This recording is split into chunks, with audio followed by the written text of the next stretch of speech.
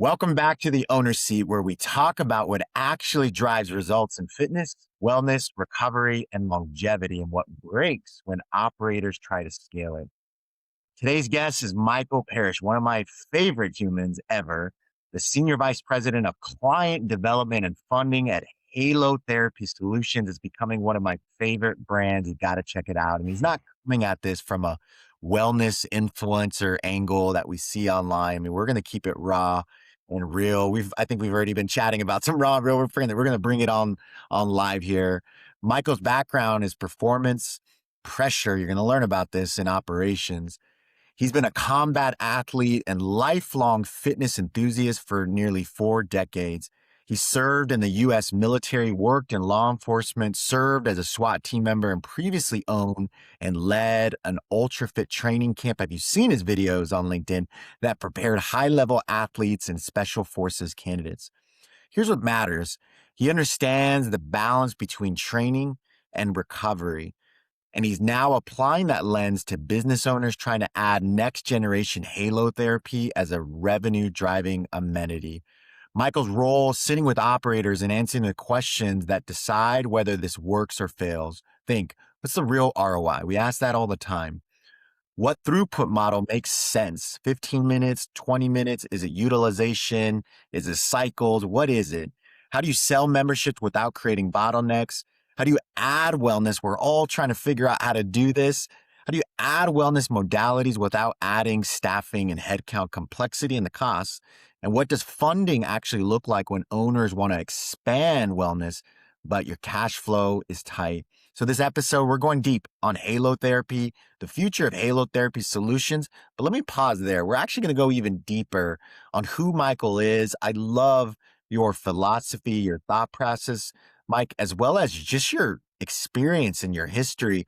We're gonna get pretty deep here. So buckle up, strap in. This is gonna be a little bit different than what I normally do, and I'm hoping those out there have a good time listening into this conversation. Michael, welcome to the Ownership Podcast, sir. Thank you, Albert. It's good to see you, brother, as always. You too. You know, Excited.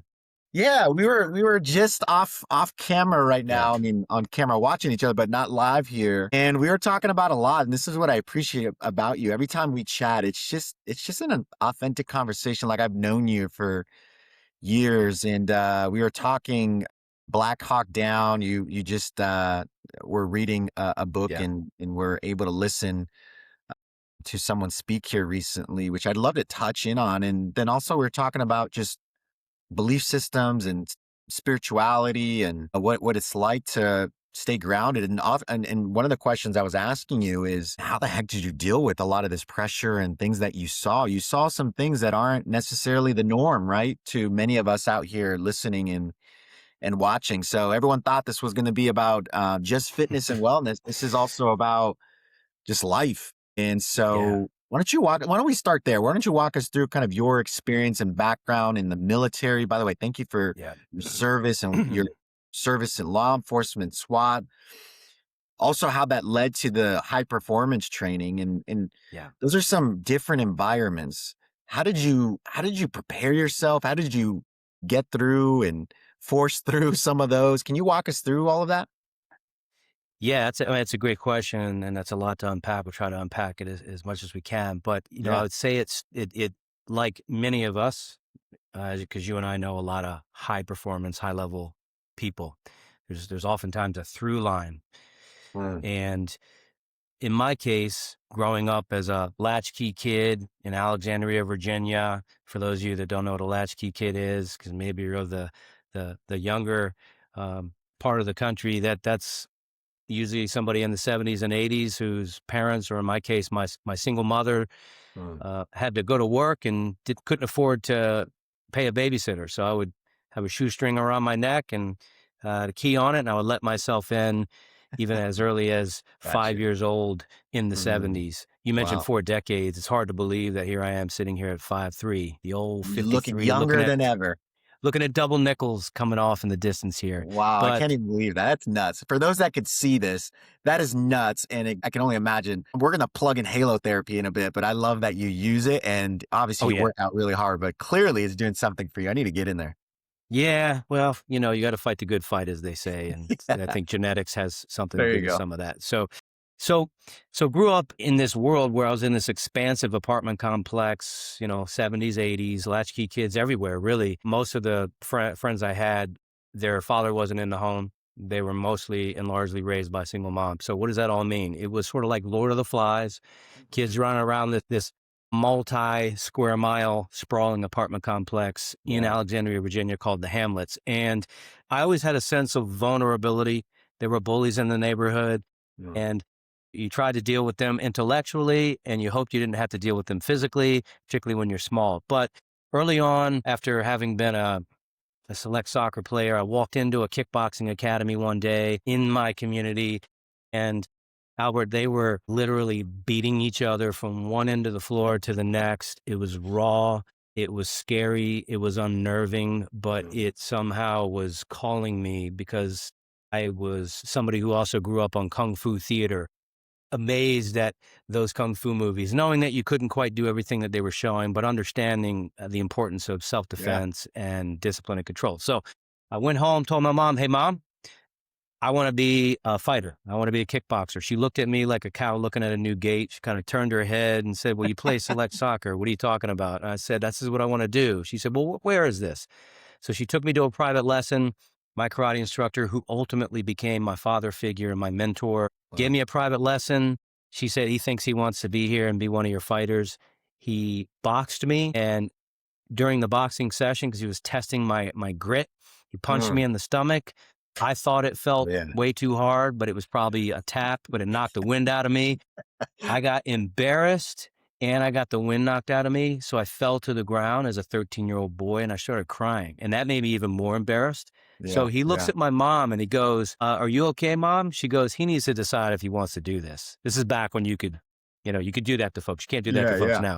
I So love he it. said, "Well, what are you going to do? You're going to stay down there and cry? Or you're going to do something about it?" With every bit of my capacity and tenacity, which didn't amount to much because I didn't have the skill, I attacked him, tried my best. He kind of laughed it off, but he saw some fight in me. And from that Love it. point forward, I became a student that trained 6 days a week during kickboxing class and then outside of kickboxing class. When my friends were outside playing, I was inside this dark, dank basement, not being outside and working on my craft, and ultimately became, fortunately, an undefeated amateur kickboxer in those Wow. days. And then that led me off to the military. You know, I was going to end up being a karate instructor because I was also at that point in time when I graduated high school, I ended up being somebody who was Mike helped me own some other karate studios and run some additional studios for him. So that was Yeah. kind of what I was thinking. But one day when I graduated high school, I went down to Gulf Shores, Alabama.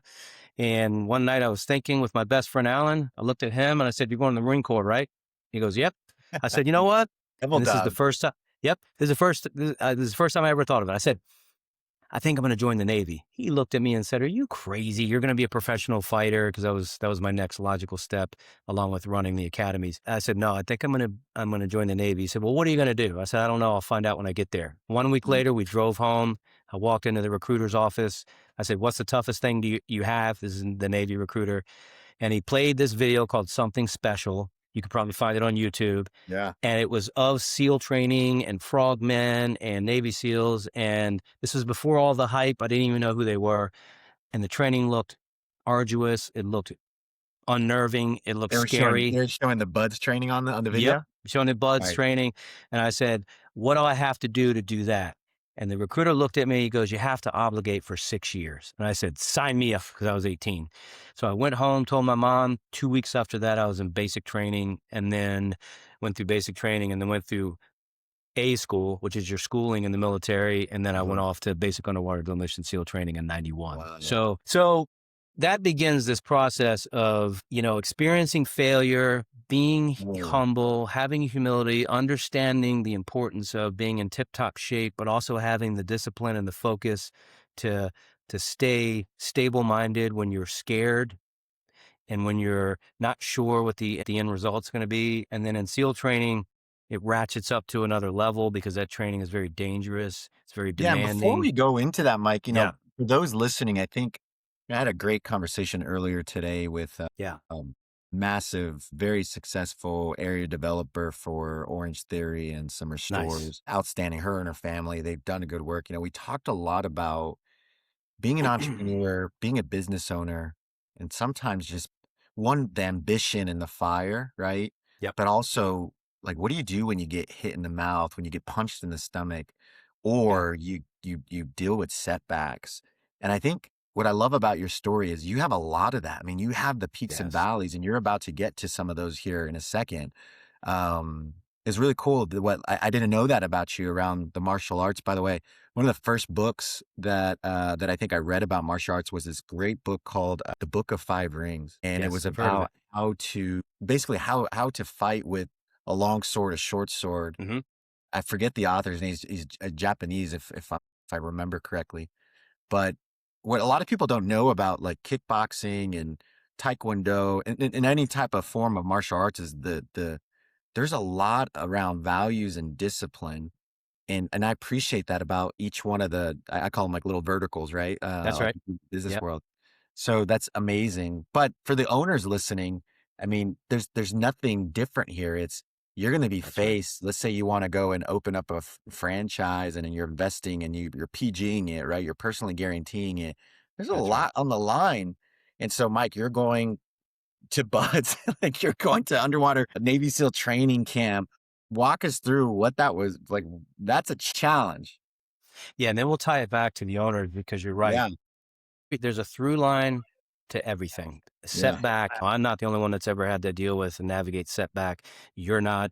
Every single business owner, to your point, that we consult with and guide, listen to, and then help conceptualize and bring their vision to completion, there's going to be some setback. Yeah. So navigating that with fortitude and resiliency is really important. So yeah, so when I got to Buds, it's interesting. What being a kickboxer taught me was not how amazing I was.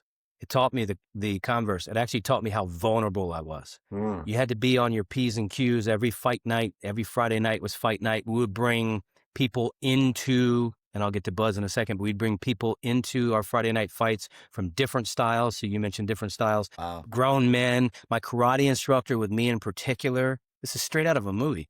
He would take me around on Saturdays to different academies, and Mm. I would fight not kids. I was 14, 15, 16. I would fight their grown men. Wow. He would say, "Who's your toughest fighter?" So sometimes I'd come home with black eyes and busted lips, and then sometimes they would go home with black eyes and busted lips. So it's just, I look back on this, it's almost unreal, but Yeah. I'm grateful for that hard road. But Sure. that prepared me for Buds when I got to Buds. Buds stands for Basic Underwater Demolition SEAL Training. Didn't think I was going to encounter the failure that I encountered in Buds that I Mm. did. So I was humble, but I also wasn't humble enough. So when I got to Mm. Buds, I was the best runner. I was one of the top 3 swimmers. I was the highest academic score. I had one of the fastest obstacle courses, and these are evolutions in Yeah. Buds. But I had never really held my breath of any significance. So when we classed up and I was in first phase with class 177, which by the way was Jocko Willing's class, but I had no Wow. idea that he was in that class. So I failed the underwater swim because I wasn't used to almost having a shallow water blackout. So in the underwater swim, you have to jump in feet first off of one breath. You have to do a flip to stop all momentum. Then you have to swim underwater for 50 meters with a very specific stroke, and you can't surface. And what's happening? What's happening? Like the physiology, the Yeah, hormonally, like why is that so hard? Right? You hear this all. This is one of the underwater training, and I know you have some additional things that you had to do underwater. Why is that so? Is it just the oxygen, or is it something else? Like why is it so it's difficult? such an astute question. What it is there in Buds, you have to remember, these instructors have also been through Buds. These instructors are themselves Navy SEALs. So these Okay. instructors know what emotional and psychological levers to pull and maneuvers to deploy against you so that when you're there, it's not just as simple as, all right, gents, hop in and off you go. Right. They're engaging in a mental game. They're talking about failure rates. They're screaming at you. They're also putting you in push-up position, getting your cortisol levels up, stressing you out, letting you know that the class is sloppy. So there's a lot of psychological manipulation. So you're already at a heightened state of fight or flight when you go in. Your cortisol levels are high. You have to manage all that, not to mention the fact that you know that if you don't pass this, then you're going to be made an example of. And then you could potentially not only get rolled out, but you could get bounced out of training. Wow. So I jump in, all that's going on, cruising along. When I get to the wall, I start to feel physiologically that gasping for air, that it's the worst. that tendency to want to bolt to the surface, that survival mode. Yeah. And I start to see the closing in, that black wall starts to close in. That's at the wall before I turn back around to go another 25 meters. So I got this, you get discouraged. This is the truth. You get discouraged and you go, I have not experienced this before, and I bolt to the surface. Yeah. As I'm doing that, I know in my head, I'm getting ready to fail. Come up for air. Parrish, what the are you doing? Get to the side. So all of a sudden now pressure's mounting, and you have 2 more times to do it. You're not going to be able to do it 2 more times. If you can't hold your breath enough at that point, you're going to end up getting rolled back. So in training, at that stage, they will roll you back. And it was a huge blow, immensely humbling. You feel vulnerable. Whatever you thought of yourself, you're getting knocked down a peg. And there's even a stigma where the class that does move ahead starts to look at you like, they couldn't do it. So I use that as motivation every night. So I was right back in what we call pre-buds. Every night I would just hold breath against the clock. And I went from 30 seconds to a minute, minute and a half. I was able to hold my breath by the time I classed back up for just under 4 minutes. And I had to practice the underwater swim and drown proofing and all the other evolutions to make sure that when I classed back up, because I only had one more chance, I was going to breeze through everything. So long story short, second time around, breezed right through it. It was no big deal. I look back thinking, man, it was just a mental block. But you have to align, as you know, the physical side with the mental side. They do have to be in alignment. So got past that, went into Hell Week. In Hell Week, you're in so much pain that during Hell Week, unbeknownst to me, I broke my right foot. Man, everybody's hurting. Everybody's broken and busted by the time you get through Hell Week. So I didn't realize the break until I had already made it through, and that was week 6. Week 7, you're in flip-flops because everybody's busted up. And then week 8, at that point in time, was hydro recon. It's just a phase designed to keep you cold, keep you miserable before you get to dive phase. When I got to dive phase, when we started out, we did our first time run. One person that had never beat me in a run beat me because I was a little bit hobbled. And the instructors pulled me over and they said, Parrish, he's never even come close. What's going on with you? You get to second phase, you start slacking off. And I said, there's something wrong with my right foot. You don't even know. Yeah. I was like, there's something wrong with my right foot. They said, go see the medic. Sure enough, the medic says, I think you might have a broken foot. So I ended up having to get frozen in training, wait for my fracture to heal for 2.5 months. And then I classed back up with another setback, right? And I didn't control that. So you're dealing with setback. But when I got to dive phase, there was the biggest setback about to befall me within 3 weeks. And I didn't even anticipate that it was going to happen. And in dive phase, and anybody who's ever been to basic underwater demolition SEAL training, if they're really thinking about it, the hardest week is actually not Hell Week. It's the 3rd week of dive phase, which is called pool competency, where you have double hose regulator tanks, which are heavy, and you are learning how to dive with compressed air, and you're awake and being pushed to the limit for 16, 17, 18 hours a day, very little sleep, constantly getting hammered, constantly, your PT's higher, your push-ups are more, your runs are faster, you have more stress than ever before. It makes Hell Week seem easy. And because they're just trying to weed out. I mean, by that point, how many are still standing? Like, what's so we lost. So my Hell Week class, we classed up with, I don't remember exactly, in 178, we classed up with something on the order of magnitude of 160 people 167. By the time we left Hell Week, we had 70, Wow. about 70 people. So half the class Ringing the bell. got bounced out. And then even before pool comp and dive phase, another 20 to 25 guys. So we were in dive phase with about 50 some people. And then, but unbeknownst to me, once I got into pool comp week, and there's this final day, and the final day is pool comp day. And what the final day is, you have this scenario where you have your double hose regulator tanks, you have a weight vest, weight belt, and then you end up going into 4 stages of surf hits. The instructor's hovering over you like a shark. He's looking down at you. You can see his shadow on the bottom of the pool. And he comes down, and the first hit is he pulls your regulator out of your mouth. He turns your air off a strap, and he lets you go. You can't just go to your air and turn it on. You have to gather yourself, get your weight belt back on. When you thread your weight belt in, you have to This thread is it back. underwater right now. Yep. Underwater with no air. You have to then measure it with 3 fingers, because if it's 2 fingers, you fail and you have to get out of the pool. So it's procedural, not just let me get my air back on. And you have And these let me very and let me specific ask you, procedures. so when you're doing that, I mean, now that you can look back at it and Yeah. you're moving, I've always wondered about that, like, in a stressful environment, let's say you're in a Mhm. riptide or something, is it better to use less energy and move slow and gather yourself, or are you really needing, like, you need to get this done quick? Like, does that expend too much energy? I always wondered about No, that. it is true that in most cases, if it's strictly just a rip current going out to the ocean, you don't want to fight. People tend to like fight toward it and Right. swim parallel at the same time. And You want to yeah. relax, but you're going to swim directly parallel to that rip current while still relaxing. So you're underwater, they take everything off, you're having Yep. to even do some of the just procedural stuff because 'cause you're disciplined while you're in Yeah. this And stressful, when high you, pressure environment. when you get your air back on, you have to trace your regulator to your mouth. And then you got to this is all without air. Trace your hose back to the supply air, and you got to turn it all the way on, and then back a quarter. If you forget all the way on, you fail. If you forget back a quarter, you fail. You're done. Wow.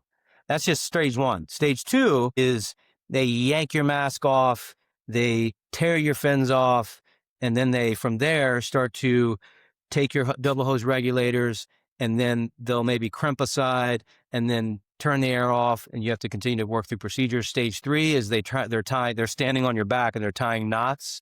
And you have to, again, using a certain procedure, get the rig off of you without air, work on the knot, get the knot going, and then get your procedures correct in order you have to, when you get your rig back on, you're threading it back through, you have to go back through, and then you have to pull it up to just 3 fingers, because if you didn't have 3 fingers and you had 2 or 1, you fail.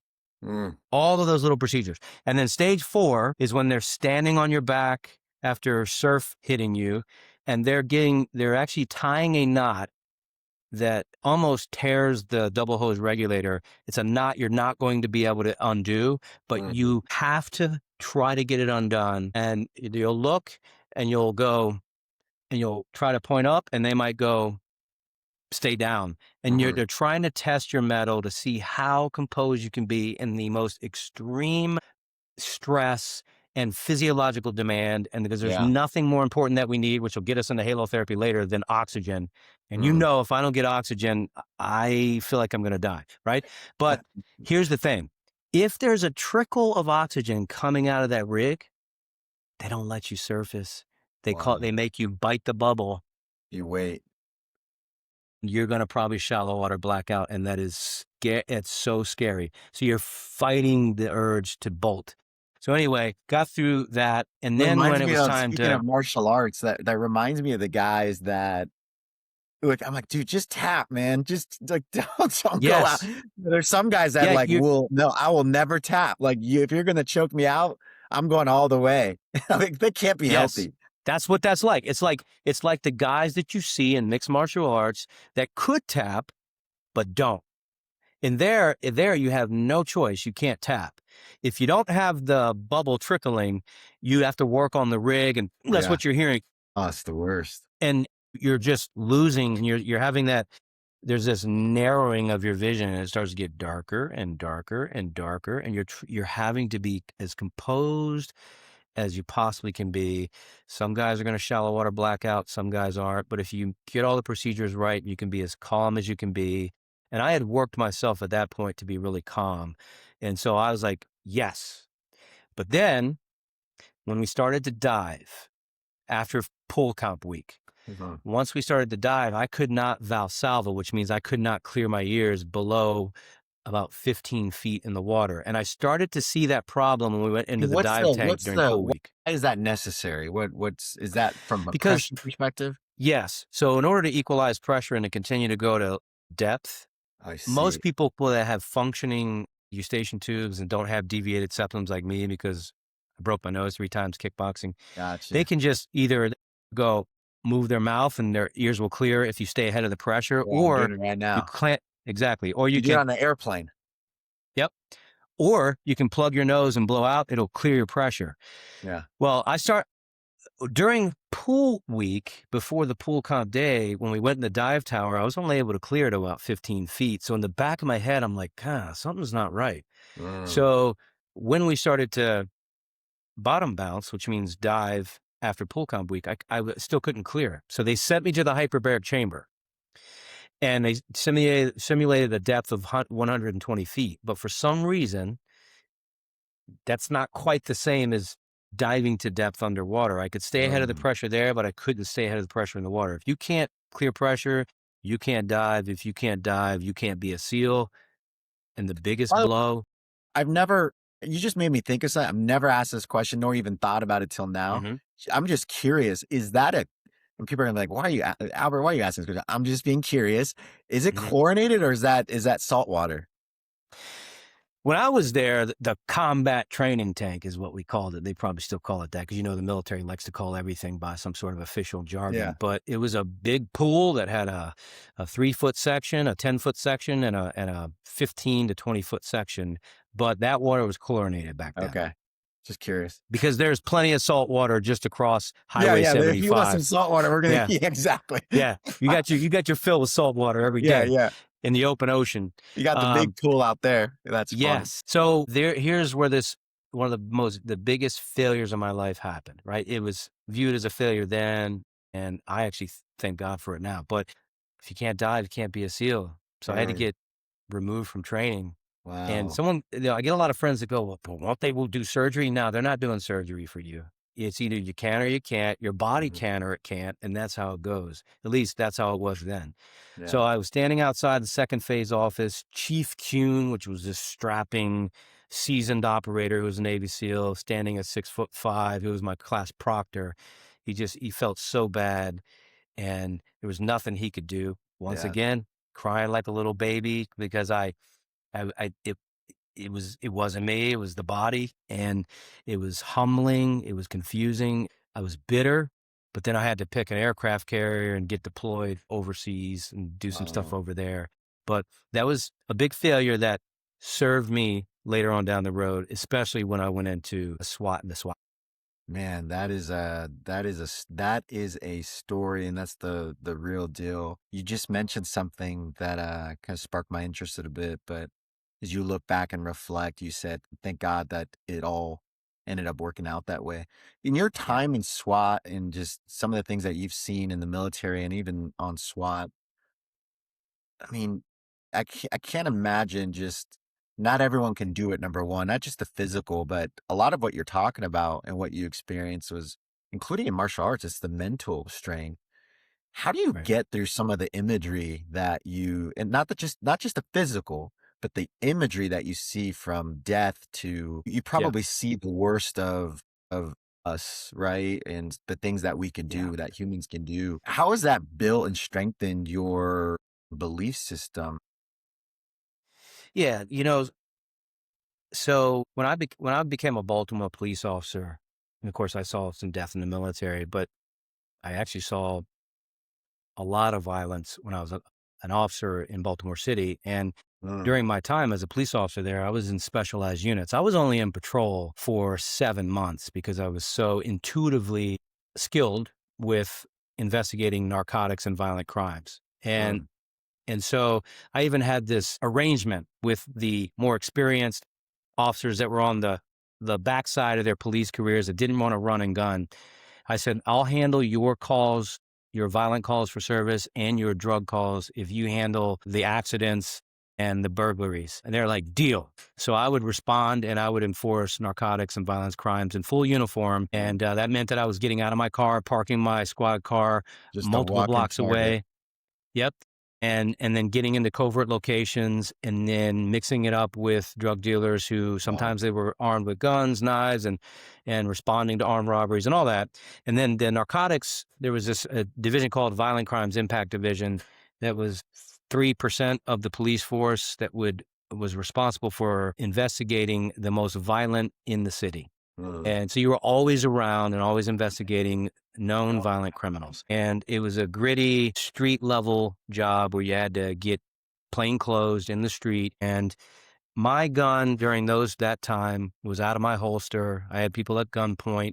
Sometimes Wow. they were pointing guns at me 5, 6 times a shift because you were always in the mix. And the amount of times that I fought over someone that had fought with someone who had a gun or was chasing someone with a gun or someone who had a knife or someone who was turning to fight me because Mm. they didn't want to go to jail because I didn't know maybe they had a warrant. Too numerous to even count. It's miraculous that I got out of there with just bumps and bruises. I lost 7 friends during my time there Man, I'm in the sorry. line of duty. That's terrible. But for me, I always get this question similar to what you just asked. How is it, Michael, that you were able to do that job and not be deeply scarred, Right. not have it come home to your Cynicism. family, That'd be me. I'm just like, not man, be yeah. cynical? Yeah. And for me, it was related to my spiritual outlook. Also, I trained 6 and 7 days a week.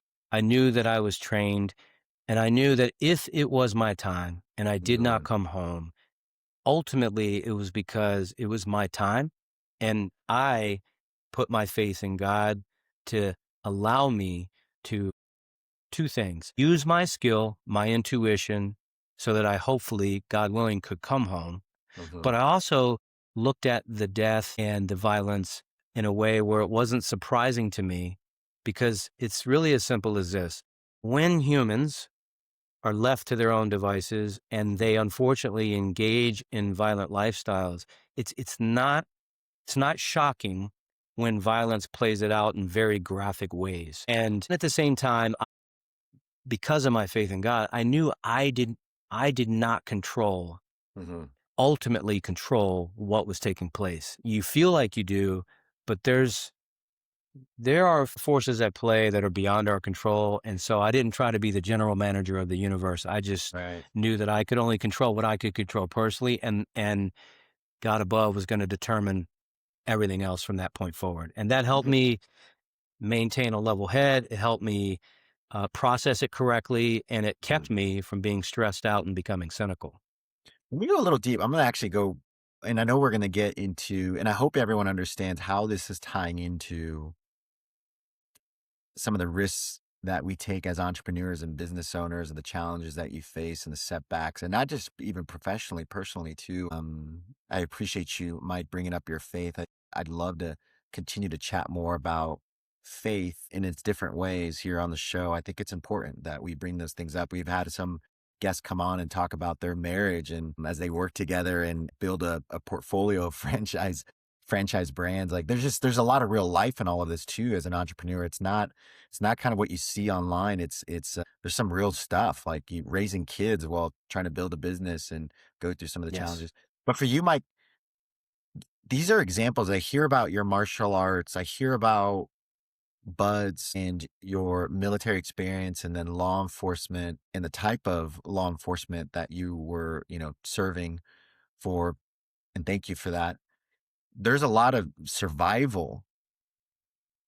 There's a lot of what I hear is survival, defense, standing up for what is right, right, serving. Where does all of this come from? Like where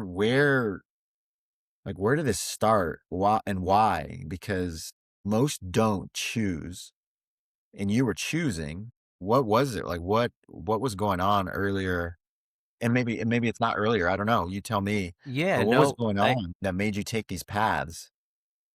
yeah, that's such an interesting question. So from time to time, I think about that, and it's interesting.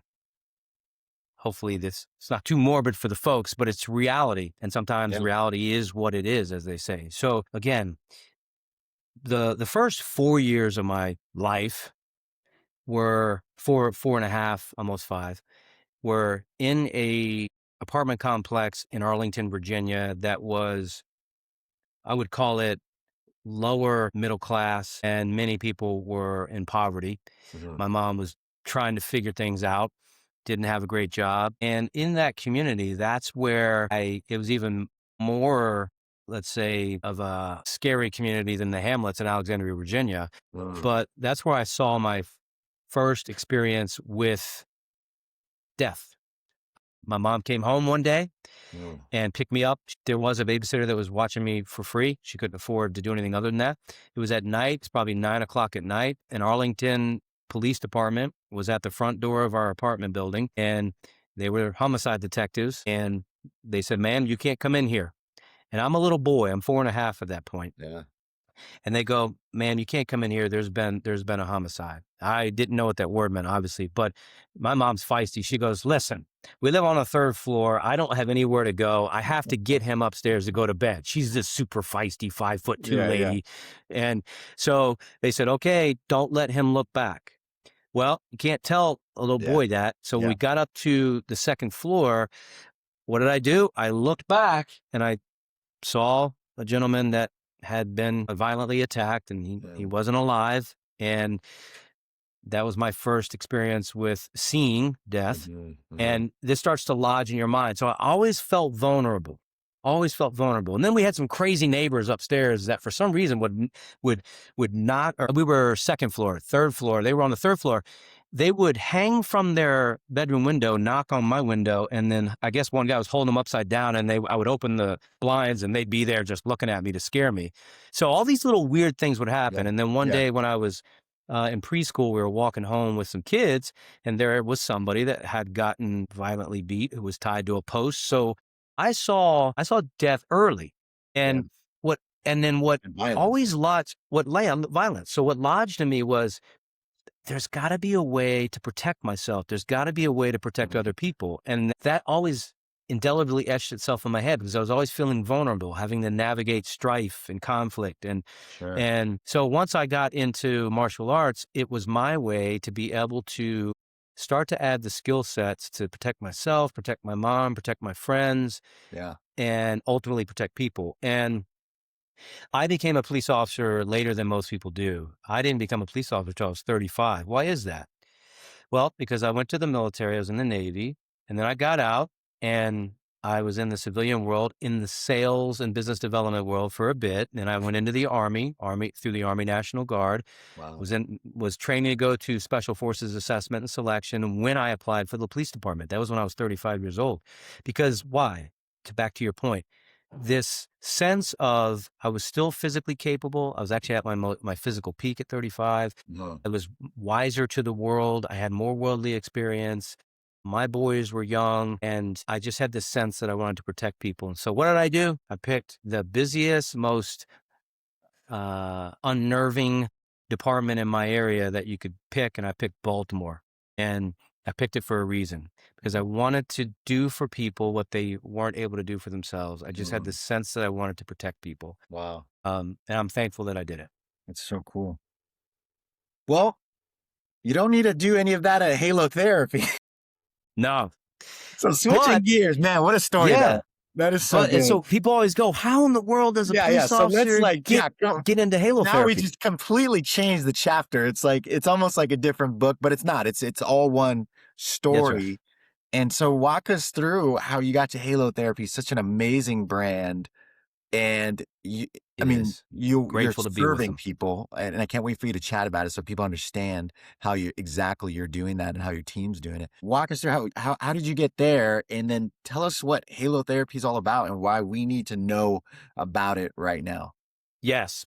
So when I was a police officer, and this will get us right to halotherapy. When I was a police officer, instead of doing what most police officers do, which is moonlighting off duty as a security guard because I was a police officer, instead to earn additional income, I got into energy efficiency and then putting together independent projects to try to reduce operating spend in the commercial built environment. And I Love did it. that on my own. And then ultimately, when I left SWAT, I ended up getting pulled over to a company that was still in Baltimore. It's called Plano County Construction because one of my good friends owns that company. They're a mid-sized Amazing. construction management firm, and he wanted me to come in Were and they based become. out of? They're based out of Baltimore, Maryland, Okay, okay, yeah, yeah. Plano County Construction. So he wanted me to launch their energy solutions division, which they never had because there are higher margins in energy efficiency than there was in construction, which has single-digit margins. Right. So I ran that division, grew it, and then ended up meeting some industry peers and ultimately became friends with some folks that had some proprietary and patented energy technology. We started a business together, and then that pulled us into irrigation efficiency, and I became the VP of client development for an irrigation technology firm. So here's this former SWAT guy, always willing to learn, always burning the midnight oil to gain the knowledge you need to gain, being able to transition into other industries. And what's that through line? Here's the through line. The through line is you're never going to know everything. Mm, That's what some of the more technical professionals are. You can always delegate, you can learn. But sure. what is priceless oftentimes is thinking outside the box, being a Mm. visionary, not being stuck in just business as usual. Can things be done differently? What can I learn? So those are the skill sets, being able to lead people and moreover, communicate. Communication is what helps you advance. So I'm curious about your thoughts, and sorry to interrupt you because you got me thinking Yeah. about something right now. You know how passionate I am about just this tech revolution we're going through and Yes. AI. I think about my boys. I got two 8, 6 year old, Jameson and You have a Henry. good looking family. My young Oh, thanks, man. My young they're Yeah. nuts. We're all nuts. My young daughter, she's That's good. 3. Yeah. And I love the tech, right? We use it for like tutoring or looking stuff up or bedtime Yes. stories and stuff. It's awesome. But you just said something where I just think about it in the professional world because people ask me all the time, like, what do I need to learn? And yeah, you got to learn AI, not necessarily like learning how to code and all that, unless that's what you enjoy, at least the basics. Mhm. But it's like, no, actually, you need to refine your critical thinking skills and communication skills. Exactly what you just said. Yes. And I think we need to be chatting about that more because I think it's almost like from what I've seen, it's like a lost art, and I don't know what did it start with social media? Like, we thought we Well, were connected, we were so disconnected. Now the tech yes. gives you things, like, imminently, so you don't really have to think, and there's even studies out there, and who knows, they'll probably get debunked, but for now, it's like an MIT where it's actually tracking your brain waves. If you actually thought about doing it first, then checking your work with AI versus just using AI from the get go. I mean, your brain is just not firing. You didn't need to fire your brain whatsoever. So we're kind of losing the like thinking outside of the box, Yes. critical thinking. Maybe I don't know, but what are your thoughts on that? Like in your world too, and you're developing teams and working with people. Like, how do we make sure we're still it's like a muscle. We It gotta is like a working muscle. that muscle or else, like, man, I forgot how to Yeah. do that. It's hard, right? I'm a Yeah. big fan of, and I think in my experience, especially as of late, most of our colleagues now are a big fan of artificial intelligence, Mhm. chat GPT, other GPTs that are Yeah. enabled with automation and machine learning. And I'm excited about it with respect to its ability to amplify our skill sets Like that. and our ability to communicate. But I Mhm. am not excited about it as it relates to if we're not careful and as we know, and if we're not thinking critically, if we're not Like being resilient, if we're not, let's say, applying our own work ethic and we're letting machine learning and AI work do all the work, kind of like a lot mhm, of kids in school. Well, if it's not inside because you're relying on something outside the whole time, when it comes to communication, y- you're going to you can get exposed. It mm, has to be on the inside. mhm, You so my thought is, again, just on the basics, for example, I love what you do. You're this highly articulate, highly intelligent, learned, committed, passionate, professional communicator, and you use AI to help To edit all of close that so gap. it sounds that way. Yeah. Yeah. No, but here we are talking. But you use AI to get rid of inefficiencies and make Mhm. your very foundation more efficient, and to save time, and to do things that it maybe would take a human 10 out man hours to do, the busy work, automation, the things that we'll forget to do as humans, like follow up with somebody. AI is incredible. So You know I what love it. scares me about it though? And by the way, thank you for the compliment, but you just made me think about something because I was kind of quickly reviewing like an hour of a day. Like Hmm. today, I can do 10 things in an hour. I don't know if that's necessarily healthy. Like when I'm able to literally, because of the tools, move through 10 different things. And so I don't know, and maybe it'll come out, but I'm able to. It's like what we're saying about the kids that their minds are they're so overactive because of all the inputs, and it's like, Yeah. are we just forcing this thing? Like I took in 10 things, and granted, I'm good with it because things are getting completed. It's not like half-ass, half-ass, half. No, the tools get you to get it done, but I just consumed 10 different topics during a time period where typically I'd only be doing one, maybe two, and I don't know if Yes. that's strengthening the neural pathways or is it just I just don't realize it. It's kind of like what we were talking about earlier. Like you're just running off adrenaline. You didn't know your ankle was. Is that it? Like I'm literally fracturing my brain and I don't even know it because I'm just running off of AI and adrenaline. It's like one day it's going to catch up to us. I don't know. Yeah, it's interesting. I like probably every professional. You and I both know, when we look at LinkedIn, for example, Yeah. everybody now is using ChatGPT to structure their LinkedIn post or repost. You can Yeah. see it Yeah. because ChatGPT inserts the emojis and the Right. little colorful icons, Now and even then on the uh, pictures, you get the little CR, the correct. CR, That's right. symbol. It's like, okay, now I know. Actually, I appreciate that because I'm starting to get afraid of Yes. like, how do we know? This is us, y'all. This is Mike and Albert. We're real. We're real. Yeah. No S- symbols. So what I so thinking along the lines of what you're talking about is, which is to make sure that AI doesn't do my thinking for me. Mm, And there are so many other automated, there's automation that's right. amazing with what it can do. But when it comes to intellectual capital that needs to come from within, Yeah. so that it's authentic and it's actually your voice, I use AI, but I will have a prompt and I will dictate a 20-minute to a 15-minute to a 10-minute dissertation from my heart, from my intellect, so Oh, that I never lose my voice when yeah. I need AI to take it and just structure it properly. I never let AI turn my intellectual property into something that it's not. I use my intellectual property so that ChatGPT can just format it properly, but not Yeah. change my voice. So as a So, tool. Yeah. As an amplifier, as you said.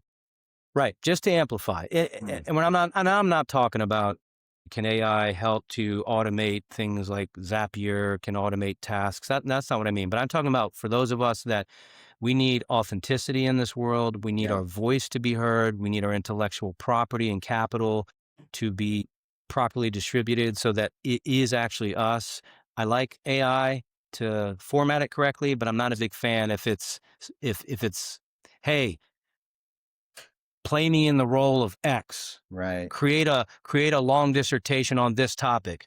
That's no bueno. Well, I you're don't gonna think love how that's I do this. So this is why I think a lot of this wellness is really kicking off and why halotherapy is doing great yes. because people want to come together, right? They want wellness, but they also want community because it's like, man, we got to put this stuff away. Can we just chat? Can we just have a conversation? Can we Yeah. be maybe those that want the intellectual stimulation? You get that? Or can we just relax together and be healthy? And I'm tying this back together at halotherapy. There's an amazing science too to this, though, that it's not There just the is. community aspect. Can you walk us through, man, like there's some great stuff here. There's some great stuff, and I would be remiss if I didn't harken back to your question, which was, how did I get to halotherapy? Because Yes. this is important. So I had the fortuitous luxury of meeting Lisa Simmerly. Oh, she's awesome. She's she's awesome, our chief revenue officer, and And then subsequently, Michael Spiro, our Oh, co-CEO, and Steve Spiro, our founder and co-CEO. And if you meet Lisa, what you start to realize is brightest of the bright, super knowledgeable, super passionate, and absolutely loves. And by the way, is one of the OGs in the world of halotherapy in the United States. yeah. Lisa had her own wellness facility. She then made her foray into the world of halotherapy by becoming Steve Spiro, our founder, his sales rep right out of the gate, back when nobody cared about halotherapy. She was Mm, there through thick and thin and through thick again, as I've heard someone say before. yeah. So she was here when it wasn't sexy. Well, it's sexy now. It's the only modality that addresses respiratory health, and it's growing like Mm, crazy post-COVID. But she was there in those thin days, and so we owe a lot to her. But when I met absolutely. her, it's funny because she happened to, tell me she's in wellness. I thought, and we always laugh about it internally, when she said, I'm in wellness, I thought it was something like, lose weight now, ask me how. That's what I thought.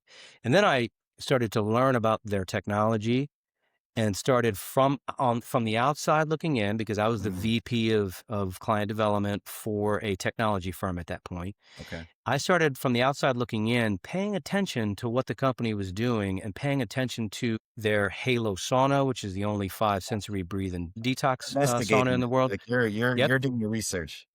I started looking at their Halo Red, which is the only Yeah. patented full immersion red light therapy and halotherapy integration in the world. I started seeing Lisa and Steve and Michael.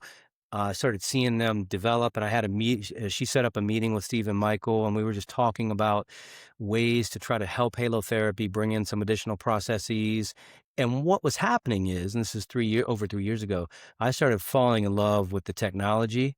I Uh-huh. started falling in love with the modality of halotherapy. I started admiring what Steve, Michael, Lisa, and the team were putting together from afar. And fortunately, there was an opportunity to switch over, transition into halotherapy, and then take my lifelong passion of fitness, Yeah. wellness, human performance, staying in peak physical shape, and also my ability to sell and communicate and rearrange mental furniture, and then bring that to Halotherapy Solutions. And they were kind enough to bring me on board. And for the So last cool. 2.5 years, I've been grateful to be on their sales team in an executive role. Yeah. It's been incredible. And so what's so special about what we do? Well, we have this technology in halotherapy that takes pharmaceutical grade salt. It Uh-huh. mills that salt into millions of kinetically active salt particles. It distributes it into our wellness sanctuaries. For example, our Halo sauna or our Halo Red. In the case of the Halo sauna, there's 5 modalities blended in this beautiful fine basswood booth. Oh. Salt opens up the distal airways. It increases oxygen exchange. It cleanses the respiratory system. It's the only natural modality that does that, but that's blended with far infrared heat, chromotherapy, And is aromatherapy, and it sound bouncing off therapy. the red light? So this is where the Halo Red comes into play. Yeah, yeah. And The now there's a reason Halo Red 2, right? yes. That So thing our is Halo beautiful. I saw the is, I saw the picture. it's I'm like, beautiful. oh my everyone needs that. Yeah, it's beautiful. So If the you guys Halo want to Red sample O2, anyone, you just bring it over to the house. Like, please, just, there you go. just pop it right in the house. So it's a I curious think, statement to say we have a patented red light therapy and halotherapy integration. That's our yeah. Halo Red series. So our Halo Wow. Red O2 is full immersion halotherapy, where the Halo GX Pro Halo generator, which by the way can be found delivering a world-class halotherapy and salt therapy experience around salt caves and salt rooms around the world. But that And generator, Mike, just real quick, because yep, some are saying they do, and this isn't to bash anyone. It's just we got to differentiate here what you all correct. are hearing about what Halo therapy does. I mean, this is the real deal. Other people are using like saline sprays, and like you think you're Yeah. doing Halo therapy. That's not Halo therapy. That's something completely Yes. different. Yeah, and there's always, it's important to draw distinctions, and as you might imagine, with each of our prospective clients, and we have on the order of magnitude of roughly 5,000 people a year calling Wow. into our company Yeah, you guys are to busy. evaluate our equipment, and so those distinctions are important. Yeah, there's some equipment in the marketplace that, in essence, takes a saline pot of water and it just spritzes salty saline water into the air, not halotherapy. Okay. That is just simply almost like glorified neti pot where you're just kind of spritzing some saline water in. Mm, You'll get some mild nasal benefit, but you won't get deep respiratory cleansing. You're not going to get, you're going to get a nominal amount, if any, skin detox, uh-huh, because all that is just salt. You've taken most of the power away from salt's ability to kill bacteria, kill virus, and also help the respiratory system the moment you dissolve it in water. So that's uh-huh. dissolved salt. I What see. halotherapy is dry salt. And in the case of our halo generator, it takes that dry salt and our generator mills that salt into millions of tiny salt particles. The size of those particles are 30 to 60 times smaller than one single pore in your skin. And that salt, when you breathe it in, draws out moisture, thins mucus, reduces inflammation, opens up your distal airways, and that helps you get more oxygen in and get more CO2 out more efficiently. But then also, and this is what surprises people, that salt absorbs systemically in your skin, and you have this tremendous skin detox with regular use. So that modality, to answer your Mm, question about red light and salt, when you send kinetically active salt into a sanctuary where you also have, in our case, 4 wavelengths of red and near infrared light, that salt causes that light to bounce and refract and reflect, and you have millions of additional angles of light that amazing. completely blanket exposed skin so that you get more absorption, more saturation because of that refraction. That's why the Halo Red O2 is patented. And then speaking of the Halo Red O2, we launched it 6 months ago. You have So, salt clearing the lungs, light delivering healing photons to the skin, to the muscles, to the bone. And then now you have an oxygen concentrator that's fully integrated that can raise the oxygen availability from 21%, which is what you and I are breathing, to upwards of 30, 40, 50, and 60%, depending on oh, how you you're set the getting that flow like rate. euphoric feel, I bet. Man, That's right. that's awesome. 20. And so Mental actually, that makes me think, are you hearing a lot of, like, mental health improvements, like, for those that need to kinda calm the nervous system down? I can only imagine with oxygen and the red you light. do. Yeah, Yeah. and you're seizing on a very important point because physiologically and fundamentally, 20% of the oxygen that we breathe in is used by our Mm, brain. mhm. And furthermore, salt also has not only is salt antibacterial, Right. antiviral, Yeah. antifungal, anti-inflammatory, and also it's a negatively charged ion. Those negatively charged ions that every salt particle is, not only is salt doing all those things with killing bacteria, killing virus, salt's also cleaning the air because all of the particulates we don't want to breathe in, like Mm. soot, dirt, dust, mold spores, those are positively charged ions. Salt, as a negatively charged ion, binds to them and keeps them from circulating in the air.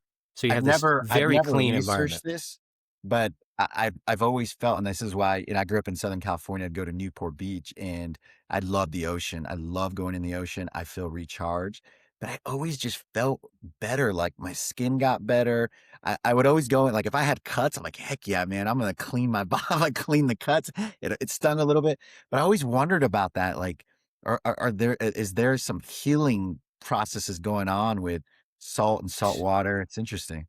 Yeah. And so a lot of what you're experiencing there is what happens not only when salt is being breathed in and being absorbed Mm, systemically by the skin, but you're also experiencing what happens when salt, as a negatively charged ion, yeah. is cleansing the air. So, where you have an even higher level of negatively charged ions in the air is not the of the Gulf. Be careful who you know. Some people call it Gulf of Mexico, some Gulf of Gulf America, of Mexico. but it's when you have more turbulent oceans. So, one of the areas in the United States where you're going to get some really intense negatively charged ionic air, so really clean air, a lot of salt in the air, Pacific Northwest, on the rolling waves of the Oregon coast. You have a lot of tumbling waves, kicking salt up into the air. You have these Oh, man. redwoods lining the Good. cliffs of the coast. So they're obviously emitting oxygen, and at the same time, you have negative ions, parts per Um, million, much higher than here on the gentle the Gulf. And so you have a magical experience. It's not just because it's gorgeous there, but when you're there, if anybody that's ever been on the Oregon coast or in an area where you have rolling, thunderous waves, there's yeah. something magical. Oh man, I'm beyond visualizing right now. I'm how like, beautiful it oh, looks. I need that. That Yeah, sounds good. Hey, but you can get that in the Halotherapy. So, I mean, that's right. what's so clearly you guys are, it's flying off. I call it the shelf, but these are Yep. sizable. But I am curious because for the operators out there, as they're thinking Yes. about expanding wellness, and then there's people in the audience that are also in the hospitality hotel, like how can they learn more about this? And then what's the footprint, right? Because a lot of people think I'm gonna knock down walls and I need to build Yeah, this huge clinic, and it's like you don't have the cash flow, first of all, for that. It's gonna be a massive project. So this solves a lot of that, right? Because the footprint, it's that's from right. what I'm gathering, and I know we had Lisa on too. She was kind of chatting about it, but you're going into a little bit more detail. What's the footprint, and why should the operators listening to this that want to expand wellness choose halotherapy? Yeah, it's a great question, and I wrote an article on this. So, beauty of the Halo Red O2 as an example, and even the Halo Sauna, even the one-person unit, potentially the two-person unit, but the Halo Red Mhm. O2 one-person unit, it's 40 inches wide, it's 48 inches in depth. Wow. Okay. Yeah. So you're talking about a footprint, if you're doing math there, of right around 15 square feet. And that's the perfect footprint because operators writ large across the country who have existing facilities are looking, as you know, to try to monetize non-monetized space or Yeah. unused Square space footage. or Yeah. white space, right? So this unit doesn't require, as you say, it doesn't require you to create a room because, by Mm. the way, the Halo Red O2 can be privacy wrapped. We have a lot of clients that bring multiple Halo Reds in open floor layouts and still are able Mm. to create privacy because the privacy wraps are beautiful. Yeah. And but with just around right around 15 square feet, if you have an area in your business, whether it's a corner or whether it's an area in the lobby, or it's a former closet, or a smaller room that you don't have a lot of room, the Halo Red can fit right in there. And you now have created this power packed room with a wellness system that is differentiated in the Yeah. marketplace, almost gives people, when they look at it, it's almost as if they're looking at a spaceship because they see that beautiful blue hue of the halo generator and they point and say, "What is that?" Then they'll see the fully So cool. immersive red light emanating from the privacy wrap, if it's privacy wrapped. And then, of course, with oxygenation, they know, wow, I've never seen this before. And in the red light category, they're usually used to looking at a red light bed, which is sort of just standard and you have to lay in it. It's a one trick pony. But Mm. along comes the Halo Red. You can sit up normal, you can breathe normal, and you have full immersion red near infrared light, the likes of which a red light therapy bed can't deliver because of that refraction off the salt, along with Mhm. respiratory cleanse and O2, all in this unit with a 15 to 20-minute session. And in most cases, a 15-minute session is Man, fine, so that's the which cycle makes you time. utilize it well. Great. Yeah, you got great cycle time. I'd imagine great utilization, square footage. That's right. Thinking visual, I'm a visual person, so I'm just visualizing those freaking, and whoever the brand is, I'm so sorry. And I'm just saying they're typically empty. It's those like what was cool then, it kind of felt cool then was those water massage beds. Like there's no one ever on it anymore.